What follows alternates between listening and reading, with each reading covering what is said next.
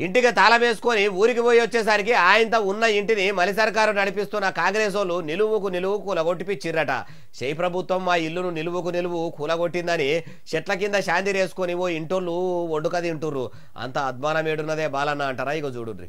ఇగో చూసిర్రా, ఈ చెట్టు కింద డేరా కట్టుకొని బూబ తింటున్న వీళ్ళ ఇల్లునే కూలగొట్టిరట. అన్నా చెప్పు. మేము లేని టైంలో మాకు ఎట్లాంటి సమాచారం ఇవ్వలేదు, మాకు ఆ పరిహారం కూడా మేము తీసుకోకుండా మా ఇల్లును కూలగొట్టి నేలమట్టం చేసి మమ్మల్ని ఇట్లా చెట్టు కింద గుడి చేసుకుని ఉండగా కర్మ చేసిర్రు. నాగర్ కర్నూలు జిల్లా చారకొండల బైపాస్ రోడ్డు ఎలుము ఓపిస్తుంటే వీళ్ళ ఇల్లు అడ్డం ఉన్నదని పోలీసుల కావలి పెట్టి మరీ సమాచారం అందియకుండా కూలగొట్టిరట. అమ్మా నువ్వు చెప్పు. కొద్ది చిన్నపిల్ల బట్టలు ఉన్నాయి, డ్రెస్సులు ఉన్నాయి అన్నా కానీ తీసుకురానియలేదు. మేము ఏడ ఉండాలి ఇప్పుడు? బట్టలు లేవు కట్టుకోనిక, ఒక్కటే ఉన్నదాని మీదనే ఉంటున్నాం. సారు చిన్నపిల్లల బట్టలున్నాయి ఎవరన్నా తీసుకుపోనియండ్రి అన్న ఇనకుంటా ఇండ్లు గులగొట్టి ఎల్లగొడితే కట్టు బట్టలతోని వచ్చి ఇట్లా చెట్ల కింద ఉంటుర్రట. ఇంతకంటే దారుణము దుర్మార్గం ఇంకోటి ఉంటుందా? ఇందిరమ్మ ఇండ్లన్నా ఇచ్చింది లేదు, కూలగొట్టిన ఇంటికి పాయమాలు కట్టించింది లేదు.